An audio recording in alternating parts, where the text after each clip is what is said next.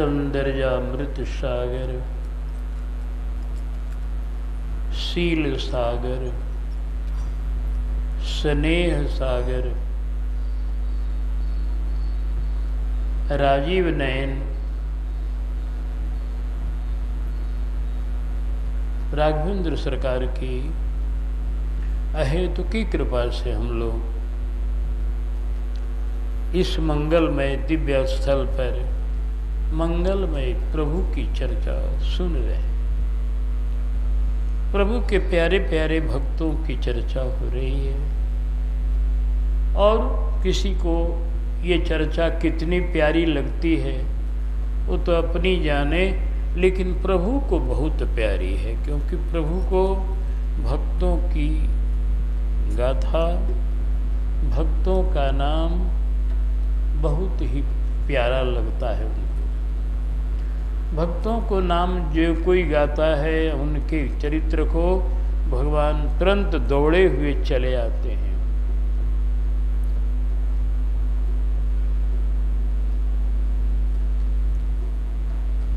आइए हम लोग सुदामा भैया के दिव्य चरित्र का श्रवण कर रहे हैं, जो भगवान के प्यारे भक्तों में से हरि वल्लभ सब प्रार्थों जिन चरण रेन वासाधरी, इसमें सुदामा जी का भी नाम है। ध्रुव उद्धव अम्बरीश विदुर अक्रूर सुदामा, चंद्रहास चित्रकेतु ग्राहक पांडव नाम। तो सुदामा जी भगवान के वल्लभ में से है, वल्लभ है भगवान। भगवान के लिए चल दिए, इतने कमजोर वृद्धावस्था का शरीर और भोजन नहीं मिलने से टूटा हुआ शरीर, हड्डी हड्डी शरीर, लेकिन धन्य है ये सुदामा, धन्य है सुशीला का विश्वास, जिसने अपने प्यारे पति को इतनी दुर्बल अवस्था में भी द्वारका के लिए भेज दिया। सुदामा जी जंगल में आके फंस गए, कारण कि शरीर जितना चल सका उतना चल सका।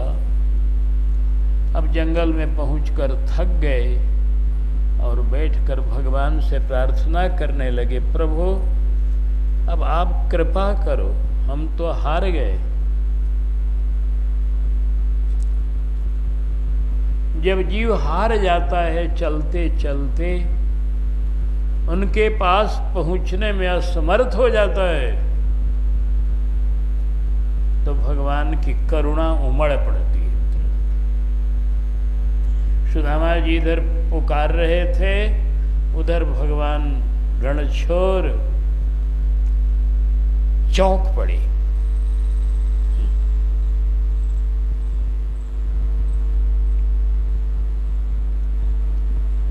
जब चौंक पड़े रणछोर, उस समय पुनि पुनि पुनि पूछत रुक्मिणी पर्यो कवन पे जोर। ये क्या हुआ सरकार को? पर्यो कवन पे जोर नाथ अब चकय कुलाने। कारण काल जे रहस्य कछु हम हूं तो जाने। सेवा हमरे योग्य होए तो हमन बिटावे। कवन भगत पे जोर कवन विधि धीर बंधावे। धीर धुरी अधीर हो यह अचरज नहीं थोर। नाथ बेगी बतलाइए पर्यो कवन पे जोर। भगवान कौन ऐसा भक्त है जिसके लिए आप बेचैन हो रहे हैं? भगवान ने कहा, देवी रुक्मिणी, हमारा बचपन का मित्र प्यारा सुदामा, जिसके संग हम विद्यालय में पढ़े हैं और उसका प्रेम प्राप्त किए हैं, परम निष्काम, परम संतोषी, परम गरीब, लेकिन सहनशील, धैर्यवान, सदाचारी और बराबर मेरे भजन में लीन, ये सब गुण उसके अंदर निवास करते हैं। चल तो दिया है देवी, लेकिन वो जंगल में आकर के सो गया है। उसे अब चलने की सामर्थ्य भी नहीं है। मेरा एक व्रत भी है कि जो तू आवे एक पगत तो मैं आऊं 60। मेरा धर्म तब ये बनता है देवी कि मैं जाकर सुदामा से जंगल में मिलूं। जो मेरे पास चल करके थक गया जाता है जब कोई भी, तो मैं वहां पहुंच जाता हूं। यही मेरा नियम तो यही है।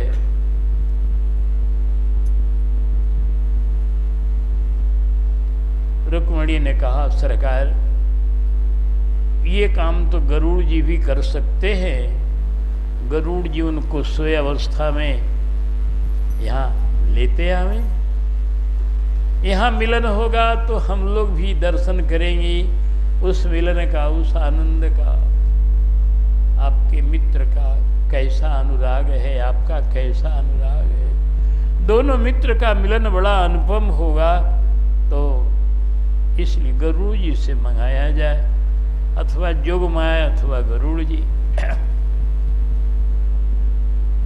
ठीक है, जल्दी से गरुड़ जी को बुलाओ। गरुड़ जी आ गए।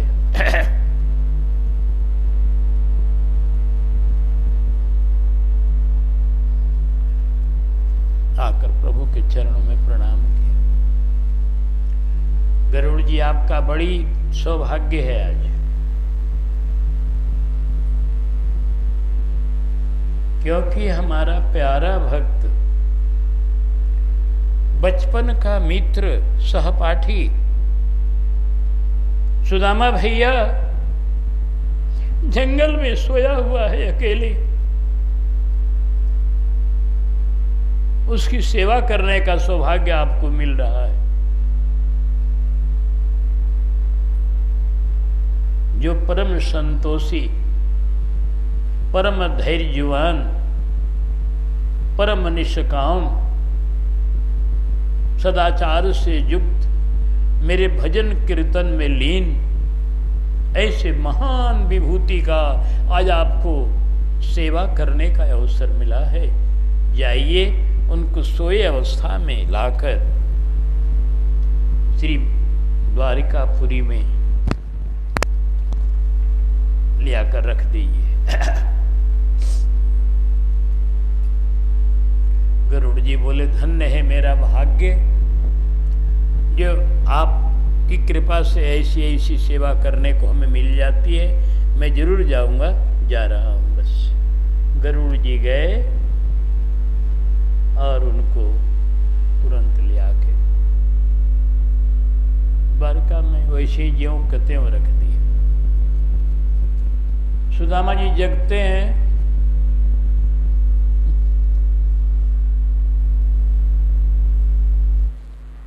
अब तो बड़ी इनको आश्चर्य हो रहा है, मैं कहाँ आ गया। सोया था जंगल में और पहुंच गया इस बड़े विशाल नगरी में। चकित होकर चारों तरफ देख रहे हैं।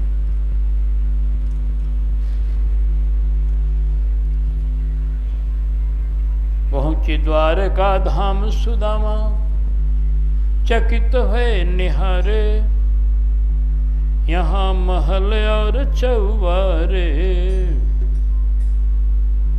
यहाँ महल और चौबारे सारे सोने के खड़े, यहाँ महल और चौबारे सारे सोने के खड़े, यहाँ महल और चौबारे सारे सोने के खड़े, सारे सोने के खड़े, सारे सोने के खड़े, सारे सोने के खड़े, सारे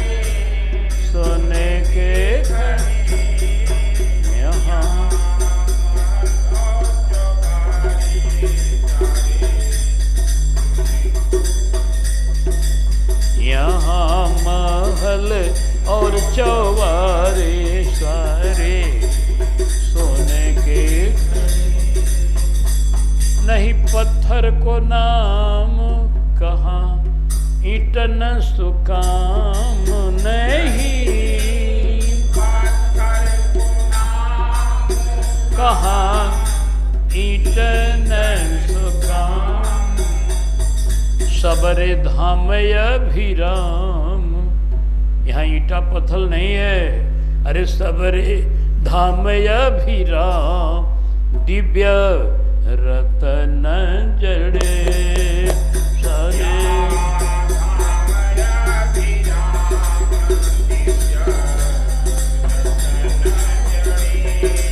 सबरे धाम अभिराम दिव्य रतन जड़े सबरे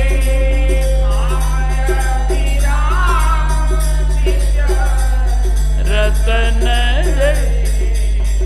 यहाँ महल और चौबारे सारे सोने के खड़े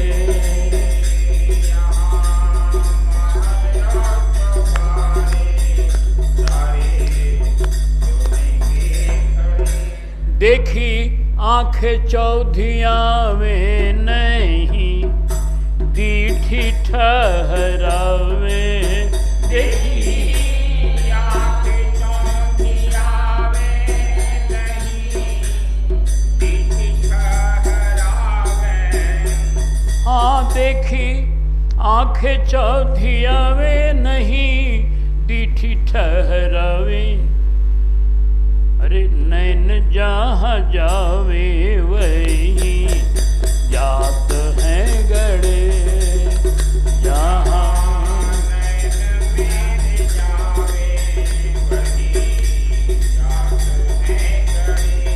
अरे वही जात हैं गड़े वही जात हैं गड़े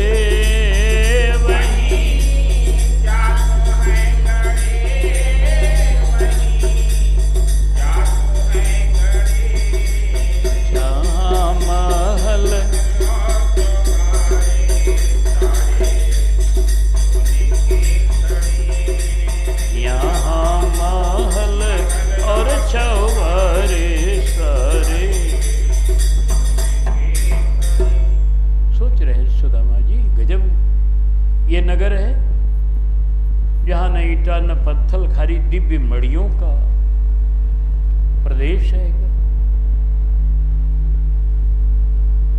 पता नहीं कौन नगरी है, सपना तो नहीं देख रहा हूं, नहीं सपना नहीं देख रहा हूं, जगा हुआ हूं। अच्छे कुछ लोग इधर उधर चल रहे हैं, उनसे सुदामा जी बुलाए, पूछे उन्होंने भैया कुछ पूछो। अरे कहा बाबा पूछो, एक नहीं दो नहीं चार पूछो, क्या पूछना है। कहा इस नगरी का क्या नाम है। कहा ये द्वारकापुरी है। अच्छा ये वही द्वारकापुरी है जहाँ के कन्हैया राजा है। कहा महाराज ये वही द्वारकापुरी है, लेकिन सीधे सीधे कन्हैया मत यहाँ कहिए। तब क्या कहो। अरे कहाँ यहाँ उनका नाम थोड़ा आदर पूर्वक लेते हैं लोग। अगर कन्हैया कहेगा कोई दुख मान सकता है, यहाँ उनका नाम थोड़ा आदर पूर्वक लिया जाता है। कैसे बताइए। कहा श्री श्री अनंत श्री समलंकृत श्री द्वारिकाधीश श्री कृष्ण चंद्र महाराजाधीराज ऐसा बोले। अच्छा महाराज आपने बता दिया, तो ऐसे ही बोलेंगे। अब हम सीधे कन्हैया नहीं कहेंगे, कारण हमारे कन्हैया कहने का है कि हम उनके बचपन के सखा हैं, तो हमने यही नाम सुना है, समझा है, जाना है, इसलिए मैं कह दिया। कहा कि हाँ बाबा उनका नाम जो था कन्हैया जब गैया चराती थे तब उनका नाम कन्हैया था, यहाँ तो राजा बन गए हैं, द्वारिकाधीश महाराज बन गए हैं, इसलिए यहाँ नाम उनका ऐसा हो गया है। कहा कि ठीक है भैया क्षमा करना, हमने जो करने। कहा कोई बात नहीं, अब से सावधान रहिए। कहा ना ठीक है, अब तो मैं समझ गया, तो जहाँ तक बन पड़ेगा उनके नाम को मैं कोई विशेषता लेकर ही बोलूँगा। ऐसा कहते हो प्राणी निकल गया। सुदामा जी ने कहा उनसे पूरा तो मैं पूछा नहीं।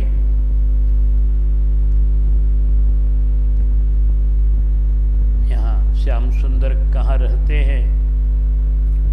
महल तो एक से एक विचित्र यहाँ बने हुए हैं, किन महलों में उनका दर्शन होगा ये तो मैं पूछ नहीं पाया। मेरे प्राण धन कन्हैया,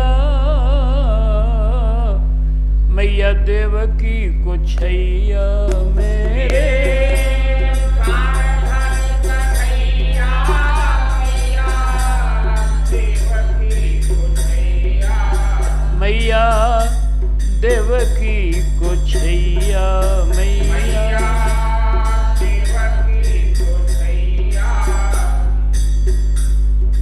जाने कौन के महल में उनके पलंग है पड़े, जाने कौन के महल में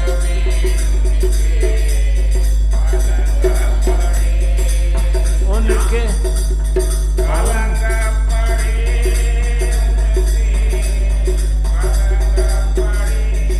उनकी पलंग पड़े, उनके पलंग पड़े।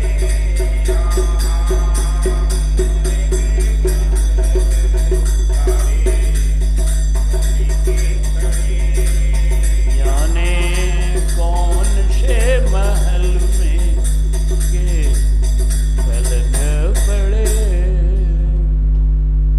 मोहन बोले मधुरी वाणी सुन के सुधा हूँ, सुनी सुधा हूँ लजानी।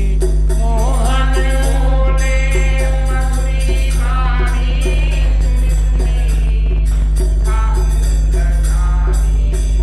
सुनी सुधा हूँ लजानी।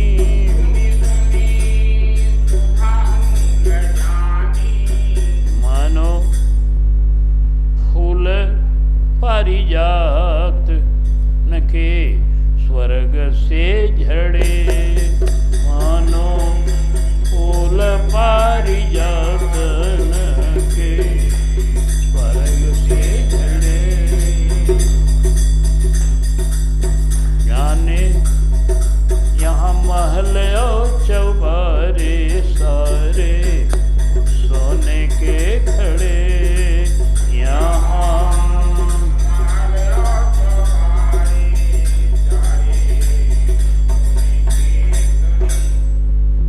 ठाढ़े द्वार प्रतिहारी, दिव्य भूषण वसनधारी। ठाढ़े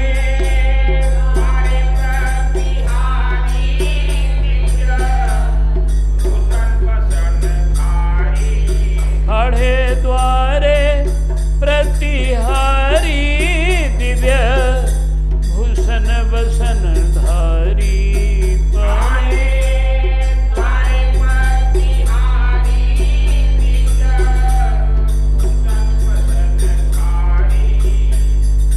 अरे उर पर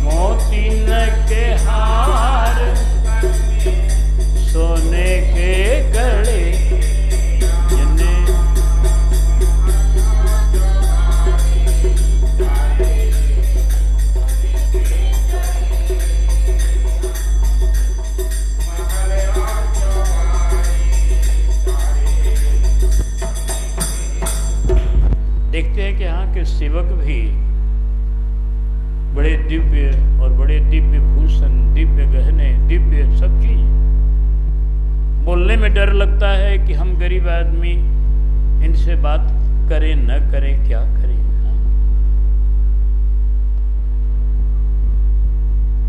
तब तक दो ग्रामीण और दिखाई पड़े। सुदामा जी ने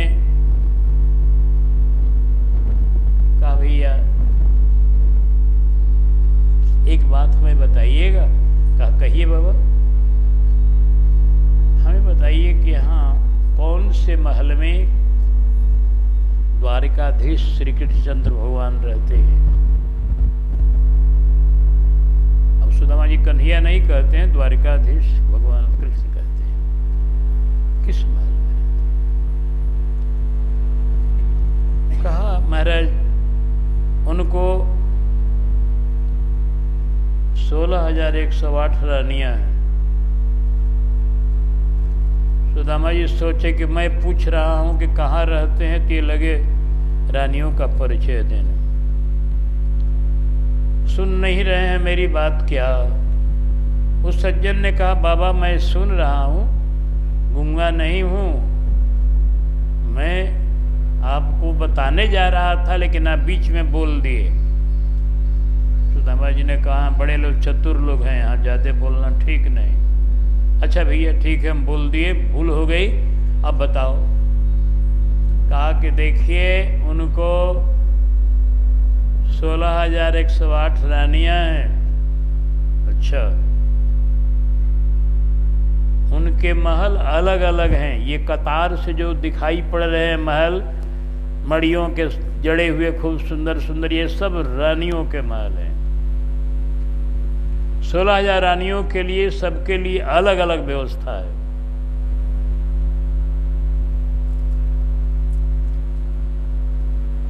अच्छी बताओ भैया, वो मिलेंगे कहाँ? कहाँ मिलेंगे? हर एक महल में, हर एक महल में। कहा इसीलिए तूने भगवान कहते हैं ना, उनको इतनी सामर्थ्य है, वो इतनी रानियों को पोषण कर रहे हैं, पालन कर रहे हैं, हर एक को। और एक मैं जीव हूं, यही तो जीव ब्रह्म का अंतर है कि मैं एक नारी का भी पालन करने का सामर्थ्य नहीं रखता हूं, उसका भी मैं पूरा पालन नहीं कर पाता। अब कन्हैया हमारे श्याम सुंदर कितने समर्थवान हैं कि 16,108 रानियों का वो यथावत पालन कर रहे, बढ़िया से पालन कर रहे। हाँ भैया, बड़ी आनंद पूर्वक सबका पालन करते हैं वो।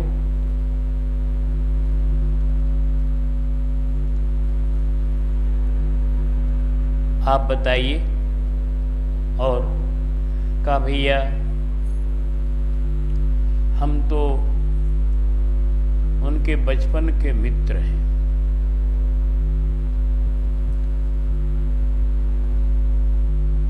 ये बात उन्होंने प्रतिहारियों से कहा, जो प्रतिहारी दरवाजे पर खड़े हैं। थोड़ा आगे बढ़ गए सुदामा जी और कहा, भैया प्रतिहारी आप एक काम करो,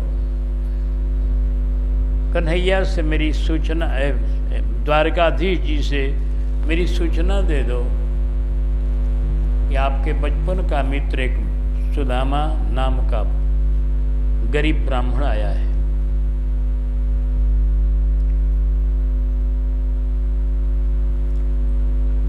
अच्छा ही बताइए पहले आप, वो कोई काम है कन्हैया उनसे, द्वारकाधीश से? कि नहीं भैया काम तो कुछ नहीं है, झूठ का है बोलो, सिर्फ मिलना है, बचपन से मित्रता है, मित्र से मिलना। कहा कि वो द्वारकाधीश हैं, उनके काम बहुत से हैं, तो सिर्फ मिलने मात्र के लिए आपको कोई जरूरत हो, आवश्यकता हो, वो हम लोगों को आदेश है, हम लोगों को माता रुक्मिणी का आदेश है, द्वारिकाधीश का भी आदेश है कि द्वारिका में जो आ जाए उसे जिस चीज की जरूरत हो उसको पूरा कर दिया जाए। राजकीय आदेश है, तो आपको जो चाहिए सो हम लोग देने के लिए तैयार हैं।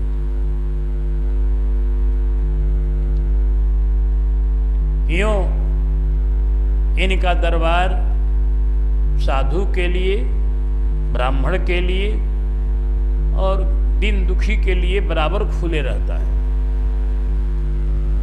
आप जा सकते हैं, उनके पास पहुंच सकते हैं, लेकिन आपको आवश्यकता हो वो हम ही लोग पूरा कर देंगे। कहा नहीं भैया, मुझे और कोई आवश्यकता नहीं, मुझे तो उनसे मिलना है, मिलना है। आप जाकर सूचना दे दो पहले। हाँ, क्योंकि जानते हैं सुदामा जी कि मोहन जैसे सुधि पावे महल, मोहन जैसे सुधि पावे तजी महल, पलंग उठी धावे। मोहन जैसे सुधि पावे तजी पलंग उठी धावे, तजी के पलंग उठी धावे। ये वही सुनेंगे वो दौड़े हुए आएंगे। इसलिए आप खबर दें।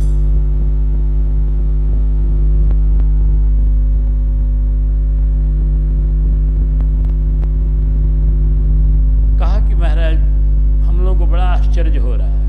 कहा क्या आश्चर्य हो रहा है? आप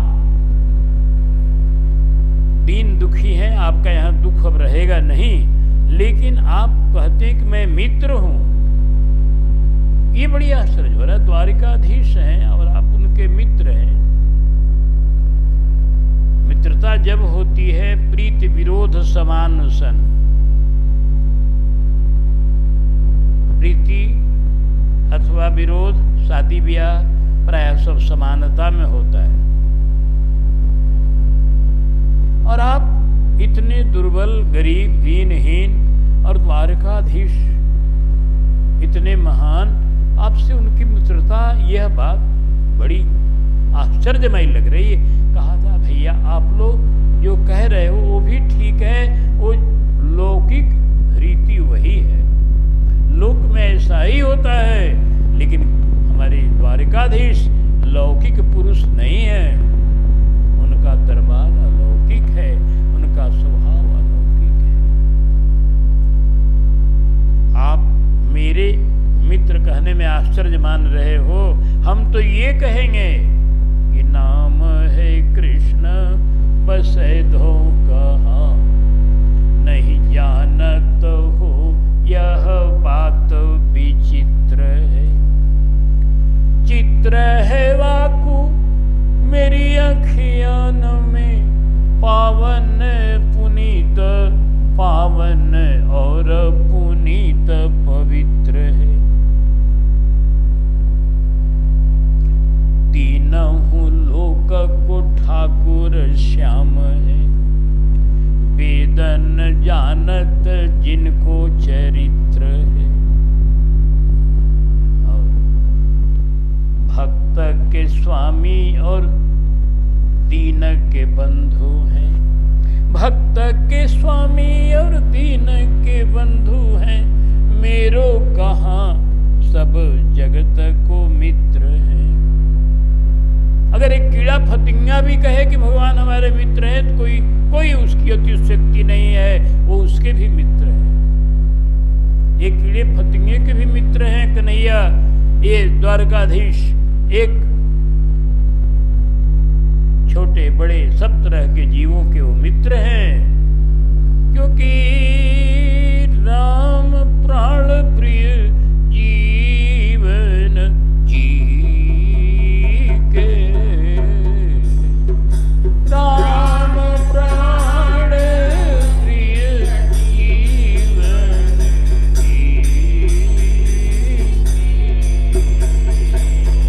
स्वार्थ रहित सखा सब ही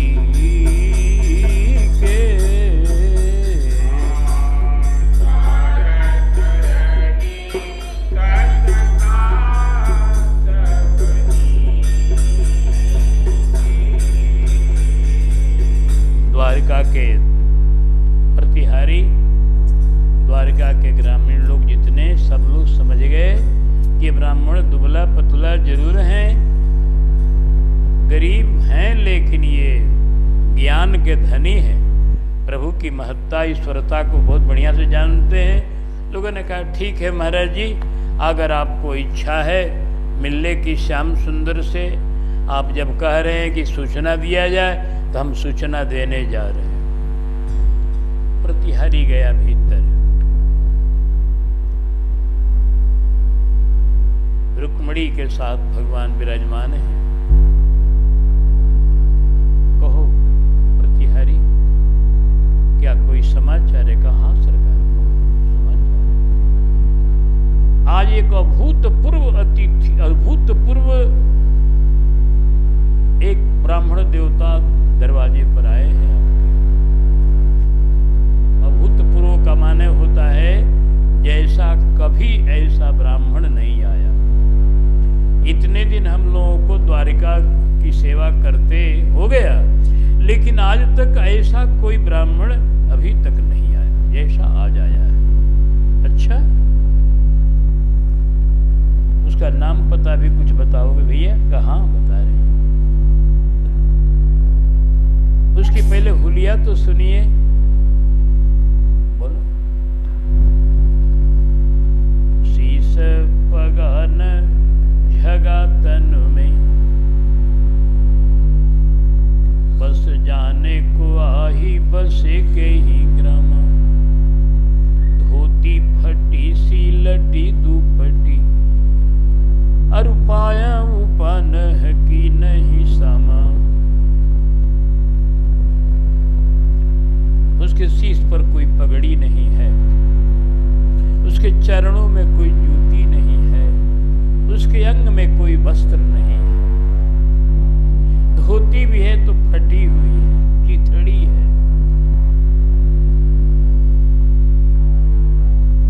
कृषित शरीर है, दुबला पतला।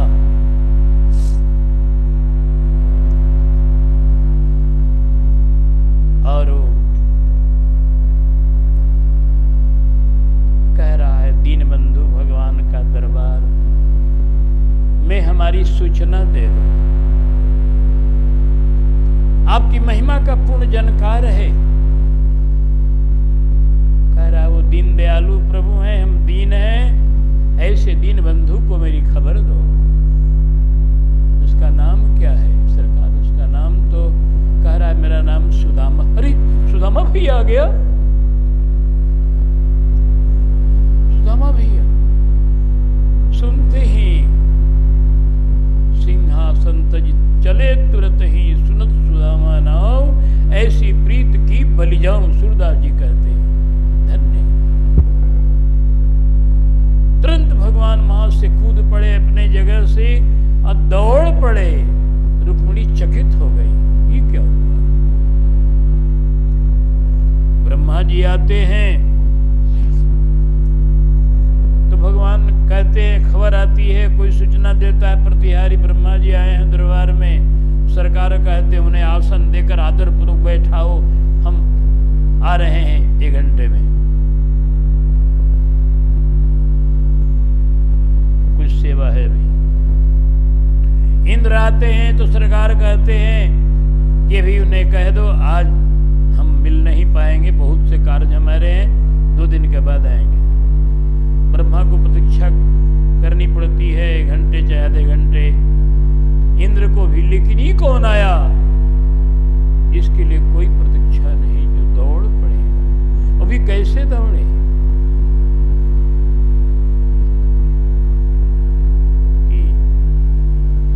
पीत पटी दुपटी भूतल पर रहो पर, पृथ्वी पर गिर गया पीताम्बर।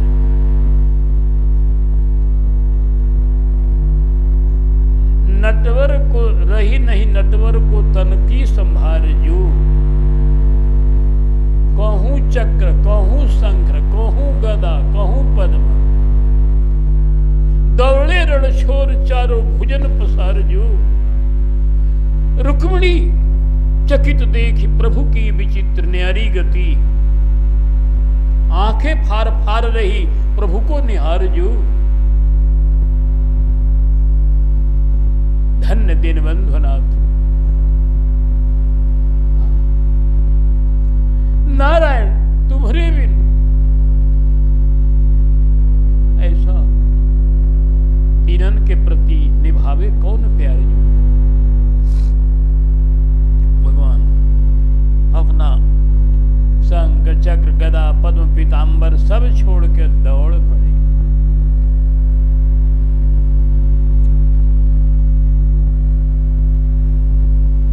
कर बीरी कर्पूर पानही पग छरी है।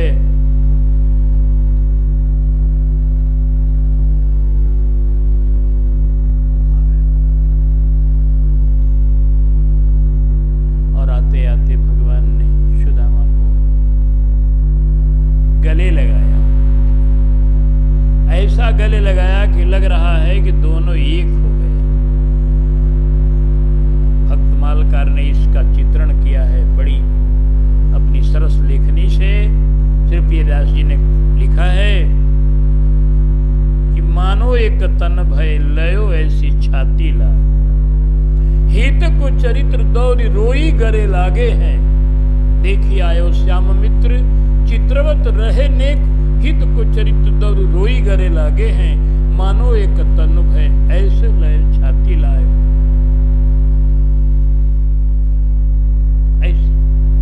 एक तन लग रहा है,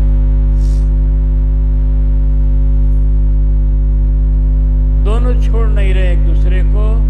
दोनों मित्र के नैन नीर ढरकन लागे हैं। द्वारावत के लोग देख अति अनुरागे हैं। दोनों मित्रों के आंख से आंसू की धारा चल रही है, एक दूसरे को पकड़े हुए हैं।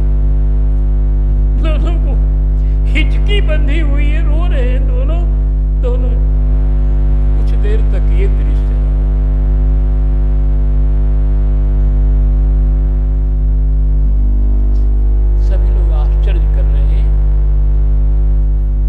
रहीम जी एक दोहा लिख रहे हैं कि जे गरीब से हित करे धनी रहीम हुए लोग, कहां सुदामा बापुरो कृष्ण मिताई जो। आज देख लो दीन और दीनबंधु का मिलन देख लो।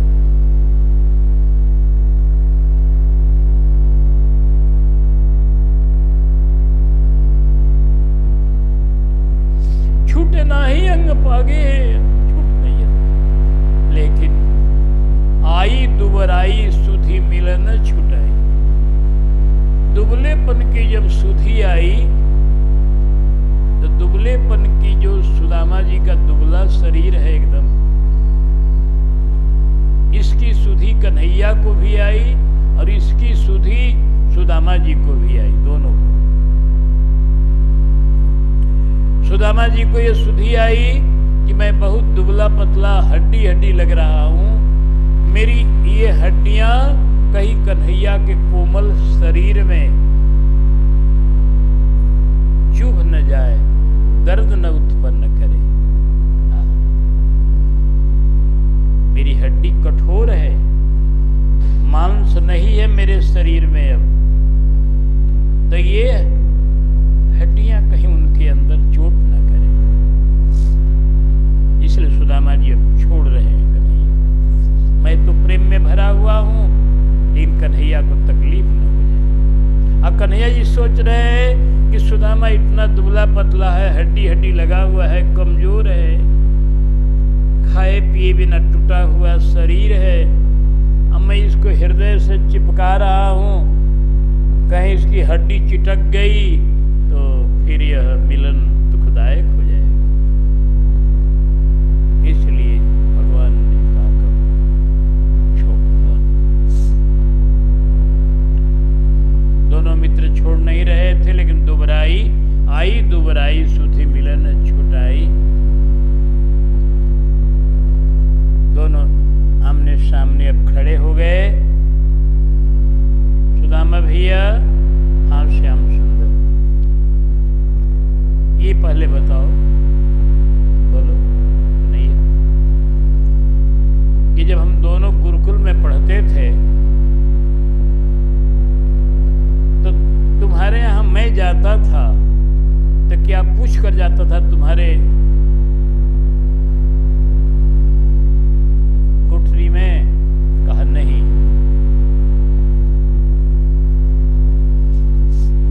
क्यों नहीं पूछता था? कहा इसलिए कि चूंकि समझता था मैं कि आप समझते थे कि हमारी कोठरी मित्र की जो है।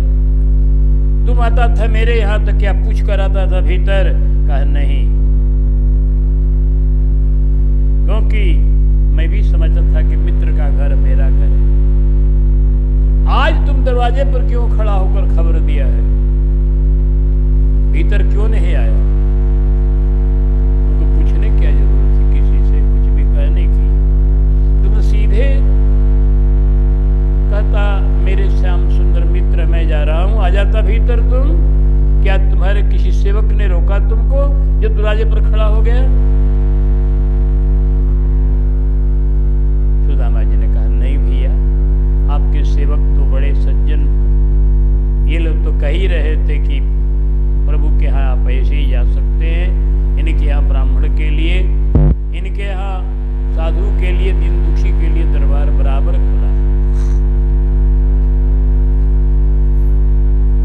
लेकिन मैं नहीं कहा नहीं, पहले खबर दो। क्यों कहा? क्या तुम मुझको अब अपना नहीं समझते हो? कहा नहीं भैया, ऐसी बात नहीं है श्याम सुंदर, आप मेरे जीवन धन हैं, आप मेरे सर्वस्व हैं, आपके बिना मेरा जीवन में क्या है? कुछ नहीं है। तो फिर क्यों नहीं आया अपने से? कहा भैया बात ये है कि पहले की और आज की दोनों परिस्थितियों में अंतर है ना। पहले तुम विद्यार्थी थे, अकेले थे, मैं जाता था, तुम भी आते थे। अब तुम एक महाराजा हो, तुम्हारे साथ अनेकों रानियां हैं, दरबार है तुम्हारा लंबा चौड़ा। तो राजा के यहाँ यही विधान है कि सूचना देकर जाना चाहिए।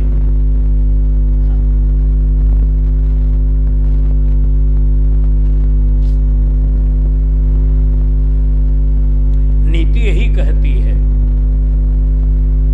कि जहां राजा रानी हो वहां सूचना देकर प्रवेश करना चाहिए। तो मैं नीति के अनुसार मैं भेजा। कहा बड़ा नीति का तू पंडित हो गया, अब हम समझे। भगवान ने एक मीठा व्यंग किया कि तू नीति का पंडित है, बहुत नीति का जानकार हो गया, चलो भीतर। हाथ पकड़ के सुदामा को भगवान भीतर,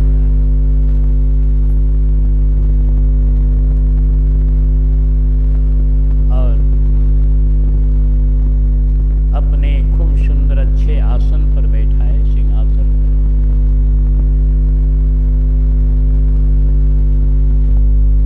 बैठा करके भगवान ने कहा अपने नीचे बैठ गए। अरे कहा श्याम सुंदर आप नीचे न बैठो, कहीं कहे कि पलंग पर बैठा है। पलंग पर भी बैठा है क्योंकि महल है, पलंग है यहाँ, बहुत बढ़िया पलंग है, सिंहासने की तरह है वो भी। कहा श्याम सुंदर ऊपर बैठो, नीचे क्यों बैठ रहे हो? कहा देखो सुदामा भैया, हमारा स्थान यही बढ़िया, कितने दिनों पर तुम मिले हो, जो मैं करता हूँ उससे करने दो, आनंद मुझे है यही तुम्हारे चरण में बैठने में मुझे आनंद है।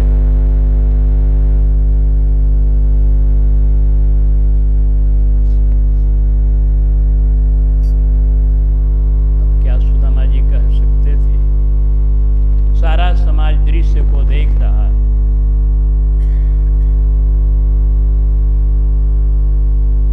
सब आनंद ले रहे हैं भगवान के इस सुदामा के मिलन का।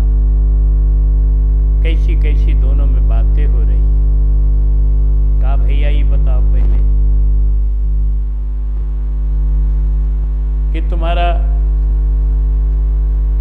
तुम विद्यार्थी जीवन के बाद विवाह किए कि नहीं किए? कहा विवाह तो किए ही, जब गृहस्थी में रहना था तो विवाह मैंने किया। श्याम सुंदर ने कहा जब विवाह किया तो पहले बताओ कि तुम मित्र हो हमारे, तो विवाह का निमंत्रण क्यों न मेरे पास भेजा? क्या तेरी बारात में मैं जाकर तुम्हारा 2-4 को मिठाई खा लेता तो तेरा क्या बिगड़ जाता, जो मुझे निमंत्रण नहीं दिया। भगवान ने एक मीठा प्रेम का उदाहरण दिया। सुदामा जी को भी जगह मिल गई। सुदामा जी ने कहा कुछ मैं भी कहूं। अरे कहा कहो भैया, तुम काहे चुप रहोगे, बोलो क्या कहना है। कहा ये बताओ कि हमारा विवाह तो एक हुआ और तुम्हारा विवाह इतना हुआ है 16,108। तू कई बार निमंत्रण दिया है मुझको। हम तो गरीब ब्राह्मण, हमारे पास न वैसा कोई आदमी जो इस समुद्र पार करके अब तुमको सूचना दे।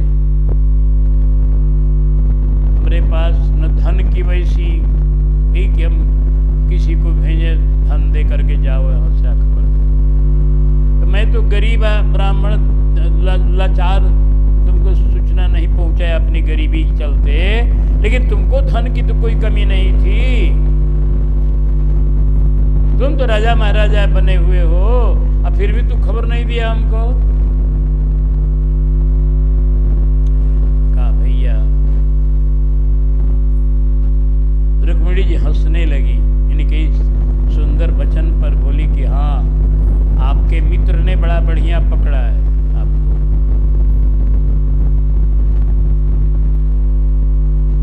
आपके मित्र ने बहुत बढ़िया पकड़ा है आपको जगह पर, जवाब दीजिए।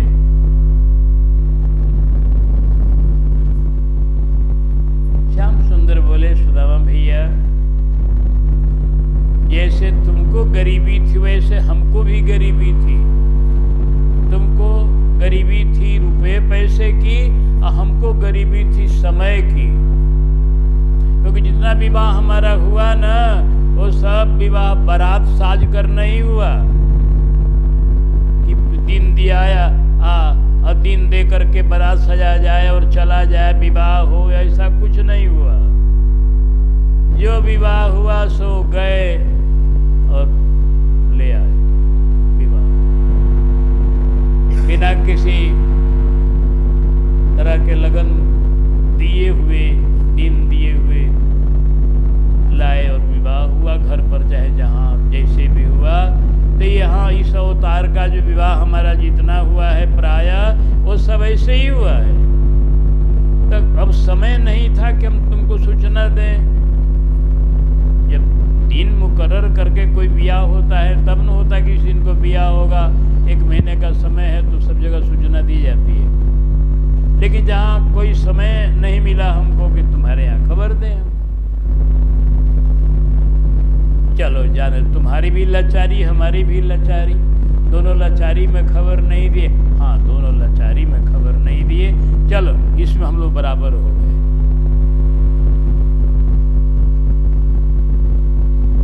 यही बताओ पहले कि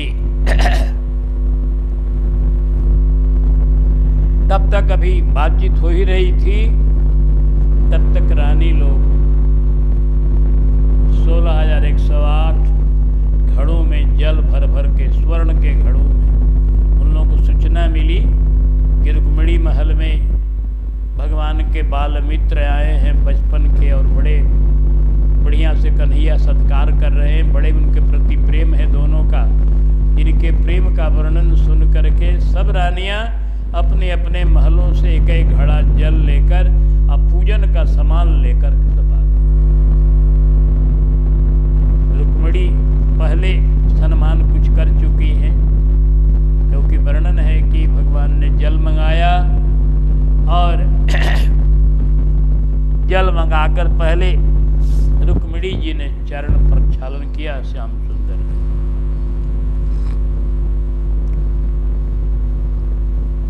जिसको जगदम्बा कहा जाता है, जगत की देवी जननी कही जाती है, जिसे सुर सदा पुकारते जगदम्बा भवतारिणी, तिन्हें आज सब देखते भिक्षुक चरण पखारिणी।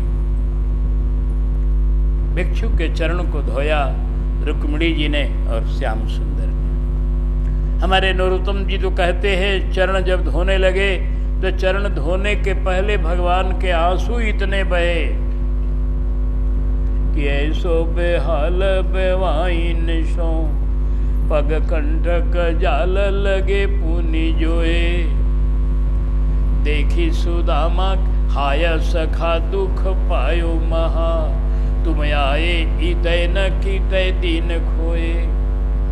देखी सुदामा की दीन दशा, करुणा करके करुणा निधि रोए। पानी परत को हाथ छुओ नहीं, नैनन के जल सो पग धोए। नैनन के जल सो पग धोए। भगवान ने नेत्रों के जल से प्रक्षालन किया अपने मित्र का। इतना